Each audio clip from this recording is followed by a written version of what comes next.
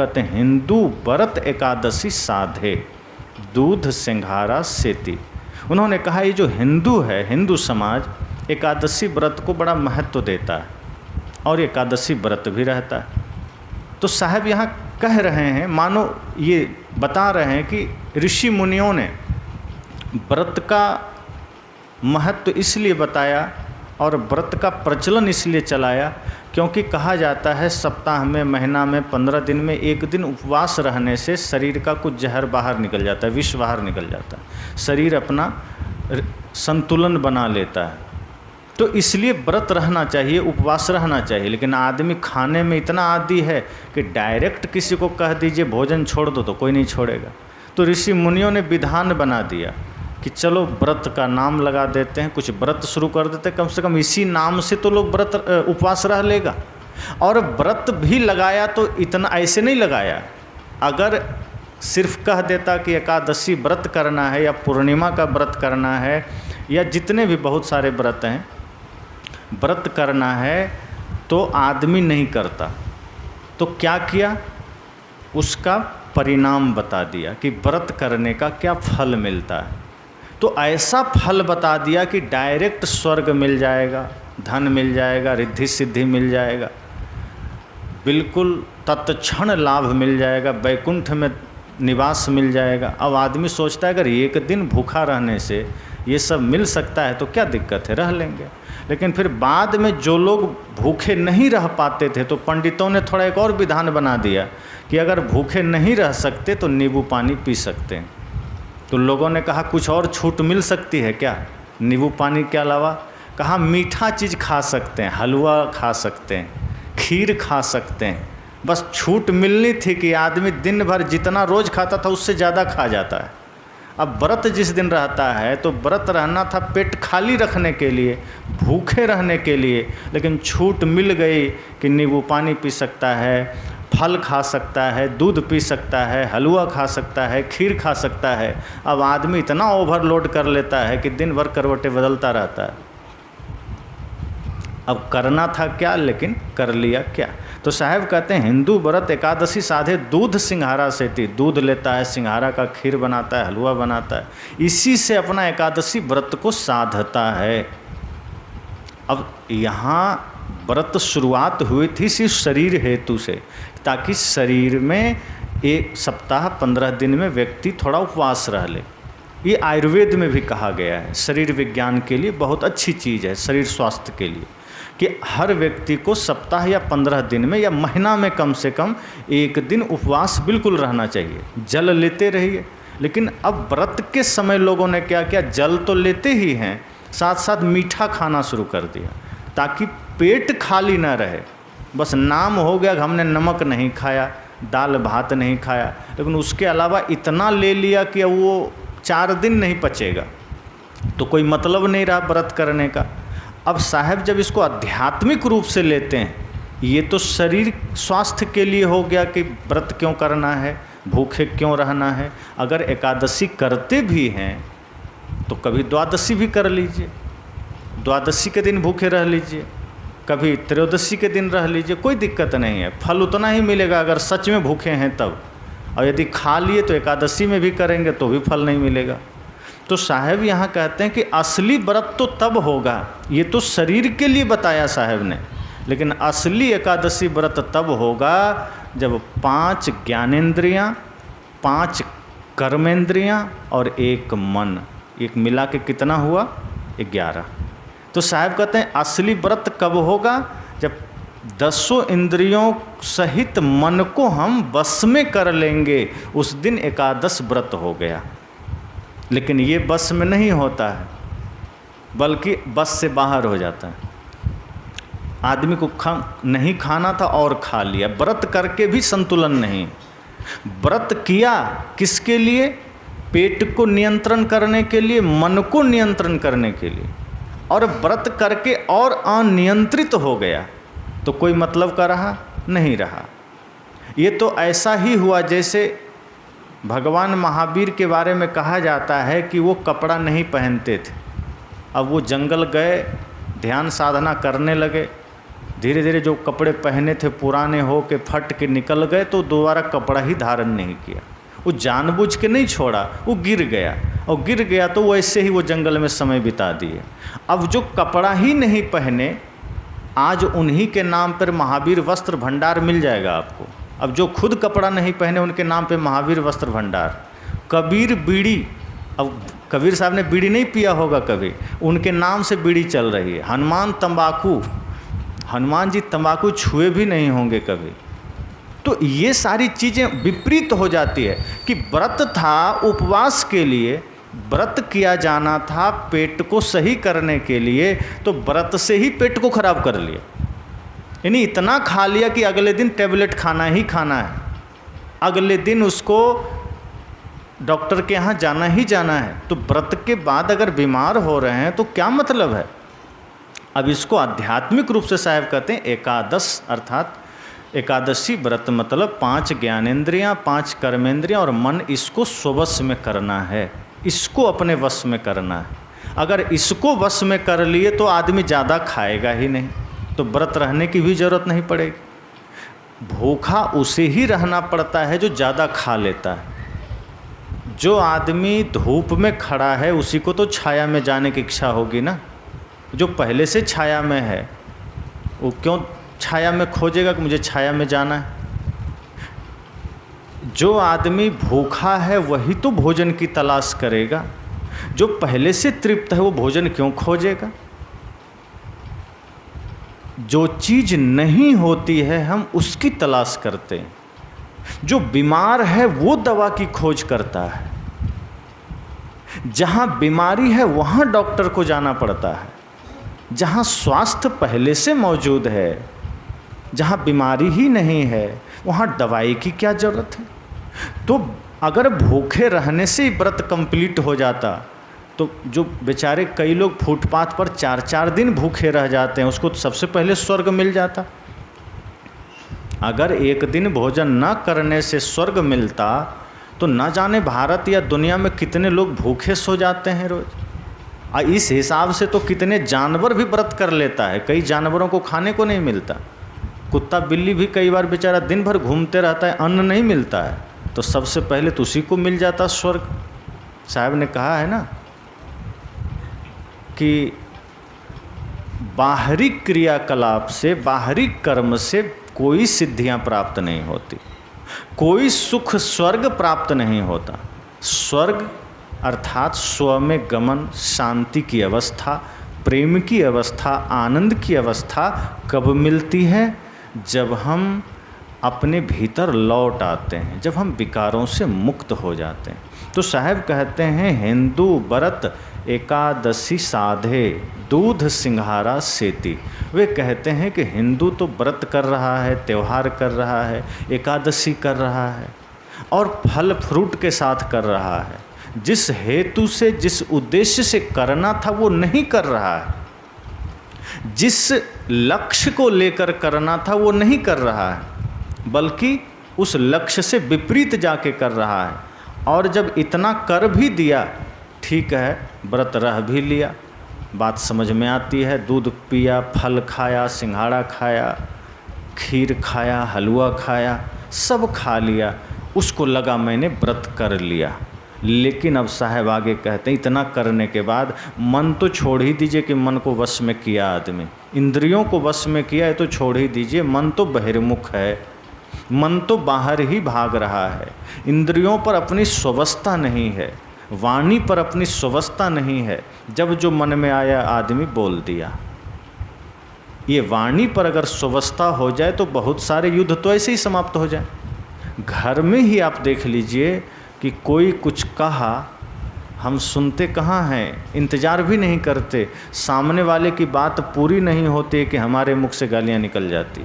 साहब कहते हैं व्रत तो कर रहे हैं पर इंद्रियों पर संयम नहीं है। व्रत तो कर रहे हैं पर इंद्रियों पर हमारी स्ववस्था नहीं है, न वाणी पर है न इंद्रियों पर है। हमारी वाणी भी ऐसी कर्कश निकलती है कि सामने वाले को लगता है कि इससे अच्छा हमको बोलना ही नहीं था। मीठे वचन हम बोल ही नहीं सकते। महाभारत युद्ध में आती है ना, द्रौपदी ने इतना ही कह दिया, अंधे का अंधा होता है। वाणी पर संयम नहीं रहा, गलती से मुंह से निकल गया, अंधे का अंधे होता है। एक ही शब्द तो बोला था, लेकिन परिणाम क्या निकला? महाभारत युद्ध हो गया। एक शब्द करे औषधि, एक शब्द करे घाव। अगर आप अपने वाणी पर नियंत्रण रख पाएंगे तो आप देखेंगे बहुत सारी समस्याओं का समाधान हो गया। यदि घर में ही किसी ने कटु बोल दिया और आप उस वक्त बस एक बार सोच लीजिए कि इसका जवाब मैं 10 मिनट के बाद दूंगा या दूंगी, अगर आपने ऐसा सोच लिया तो समझ लीजिए फिर आप नहीं दे पाएंगे, क्योंकि तत्काल ही क्रोध जागृत होता है, क्रोध हमेशा नहीं रहता। संत कहते हैं ये तात्कालिक पागलपन है बस। अगर आप अपने को रोक लिए, जैसे आपको किसी से झगड़ा हो गया और आप उसको गाली देने का मन कर रहा है, तो आप उसको डायरेक्ट जाके मत दीजिए।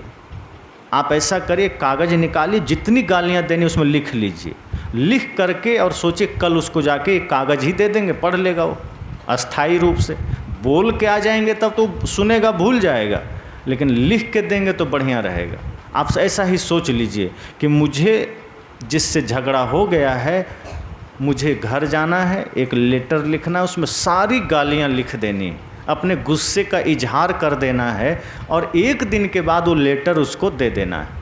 प्रयोग करके देखिएगा।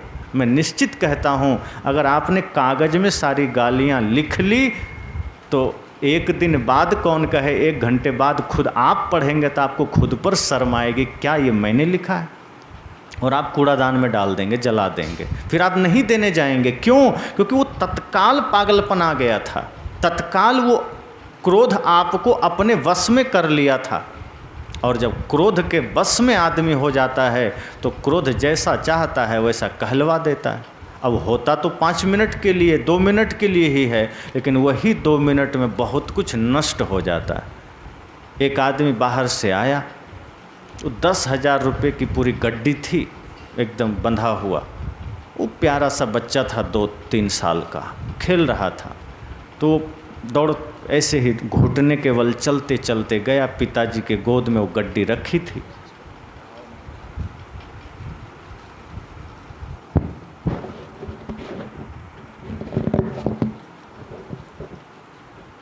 तो वो गड्डी रखी थी और वो हाथ में पकड़ लिया। तो पिता भी ध्यान नहीं दिया, कहा अपना ही तो प्यारा बेटा है, क्या करेगा, ज़्यादा से ज़्यादा ये खेलेगा। लेकिन क्या हो सकता है वो सोचा भी नहीं था। वो बच्चा गड्डी लिया। अब बच्चे को क्या पता है कि गड्डी में इसका महत्व क्या है।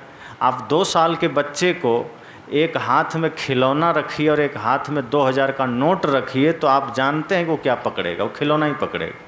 लेकिन जवान आदमी के सामने आप ले जाइए तो पहले ही नोट पकड़ लेगा, क्योंकि जवान को पता है 2000 का महत्व क्या है, और बच्चे को नहीं पता है। तो बच्चा क्या जानता था ये 10,000 रुपया है कि क्या है। वो खेलते खेलते नोट को लेके आगे भोजन बन रहा था, बड़ा सा चूल्हा था, उसी में डाल दिया। पूरा 10,000 रुपया जल के राख हो गया। इतना जैसे ही पिता ने देखा, क्षण भर के लिए ऐसा भयंकर क्रोध जगा कि उस 2 साल के बच्चे को उठाया और उसी चूल्हा में डाल दिया। 2 क्षण का क्रोध उठा, 2 क्षण में ही बच्चे को चूल्हे में डाल दिया। अग्नि तेज थी, कोयले की आग थी, 2-4 मिनट भी नहीं लगा, जल गया। अब जब जैसे ही बच्चा जल गया, उसकी माँ देखती है तो वो रह नहीं पाई देख करके। उसको जैसे लगा कि अब कोई माँ कैसे देख पाएगी, कोई नहीं देख पाएगी कि उसके सामने उसका बच्चा इस तरह धू-धू जल गया। 2 मिनट पहले ठीक ठाक था। अब ये सोचती है अब मेरे जीने से क्या फ़ायदा। वो दौड़ती हुई गई, कुएं में छलांग ला के वो भी मर गई। अब ये आदमी सोच रहा है कि मैंने क्या कर दिया, मेरा बेटा चला गया, मेरी पत्नी चली गई, अब ये भी गया, रेलवे लाइन पर गर्दन रखा, ट्रेन आई, कटा, मर गया। 2 मिनट में सब नष्ट हो गया कि नहीं। अगर क्रोध पर नियंत्रण होता, सोचिए वो 2 मिनट का क्रोध कितना बड़ा नुकसान कर गया। 2 मिनट का क्रोध एक बना बनाया घर को चौपट कर दिया।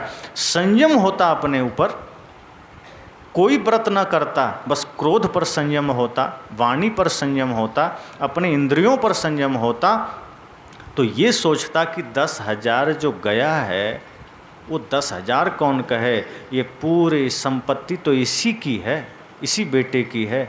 अगर ये 10,000 चला भी गया तो अबोध है, अगर हम उसको आग में डाल देंगे तो क्या 10,000 वापस आ जाएगा? अगर ये बच गया, ये रह गया, तो ये 10,000 ना जाने कितने 10,000 आ जाएगा, कितना कमा लेंगे। लेकिन बेटा चला गया तो कहाँ से कमाएंगे? नहीं कमा सकते। तो ये क्रोध, साहब कहते हैं कि हिंदू व्रत एकादशी, ये एकादशी को साधता है लेकिन अपने इंद्रियों, अपने मन को नहीं साधता है। व्रत तो करना चाहता है, भूखा तो रहना चाहता है, भोजन का त्याग तो कर देता है, पर भीतर से क्रोध का त्याग नहीं कर पाता। इसलिए मैंने कहा, जिसको अगर गुस्सा आ रहा है तो क्या करना है? सबसे पहला काम आप सोच लीजिए, मुझे जवाब 10 मिनट के बाद देना है। इस सूत्र को आप लोग इस्तेमाल कीजिएगा। और वैसे भी मान लीजिए कहीं आग लग जाए तो आप क्या करेंगे? आग लगेगा तो पेट्रोल लेके दौड़ेंगे या पानी? कहीं आग लगे तो निश्चित ही आप पानी लेके दौड़ेंगे, क्योंकि आग पर पानी ही काबू पा सकता है, पेट्रोल तो और जला देगा। तो सामने वाला अगर क्रोध की आग में जल ही रहा है और आप भी पेट्रोल लेके दौड़ गए, तो फिर आग बढ़ेगी कि रुकेगी?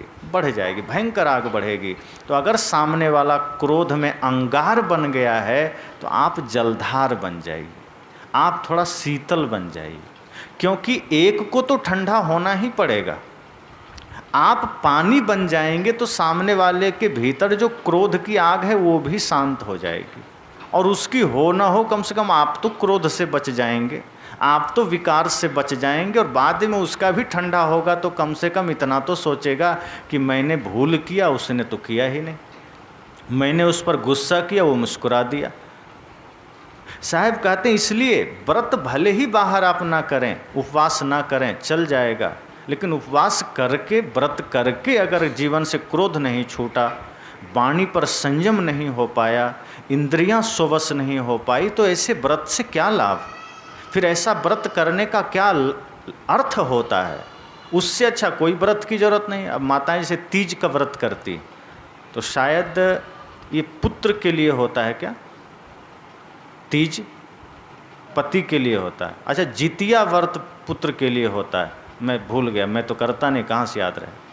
तो अपने पुत्र के लिए व्रत करती हैं या पति के लिए करती हैं, कोई बात नहीं, क्या सोच के करती हैं? मान लीजिए अगर पुत्र के लिए आप कोई व्रत कर रहे हैं, यही सोच के कि पुत्र की आयु बढ़ जाए, पुत्र बढ़िया बने।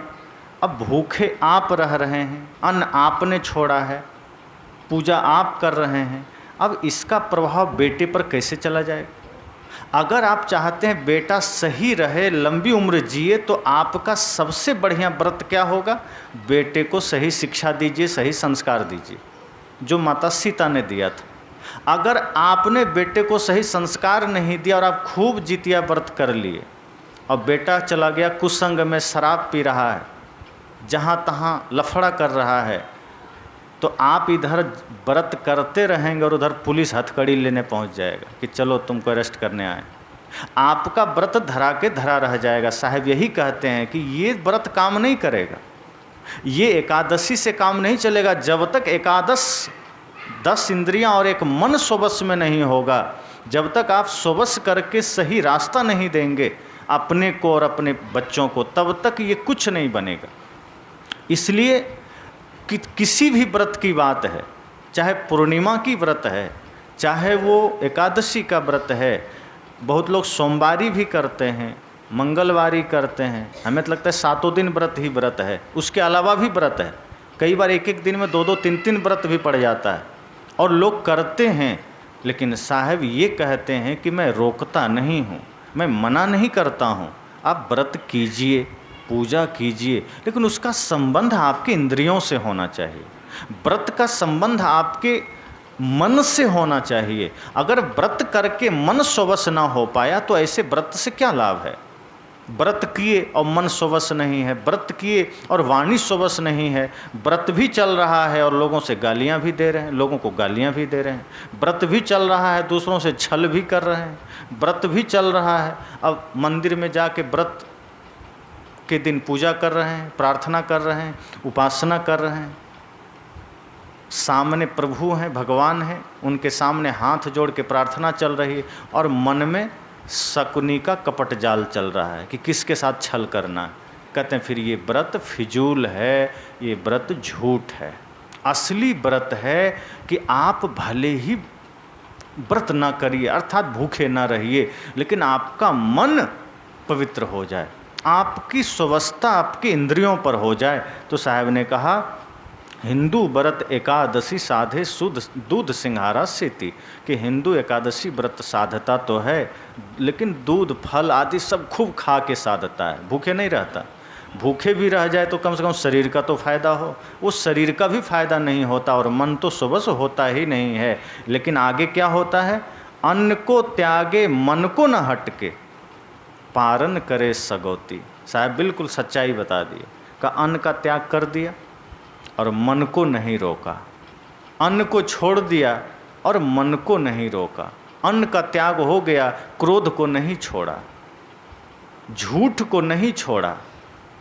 मान लीजिए एक दिन भोजन छोड़ देंगे तो क्या हो जाएगा, भोजन रोज खाइए, लेकिन साहब कहते हैं क्रोध को छोड़ दो, झूठ को छोड़ दो, छल को छोड़ दो। अगर झूठ, छल, प्रपंच, क्रोध, ईर्ष्या, द्वेष को छोड़ दिया तो समझ जाइए असली व्रत हो गया, असली त्यौहार हो गया। लेकिन अब तो त्यौहार के नाम पर ही ज़्यादा प्रपंच होता है। दशहरा पूजा में सबसे ज़्यादा मांस मछली खाए जाते हैं, सबसे ज़्यादा जीव की हत्या होती है, सबसे ज़्यादा शराब की खपत होती है। तो जो व्रत, जो त्यौहार, जो पूजा मन को पवित्र करने के लिए था, वही मन को गंदा कर रहा है।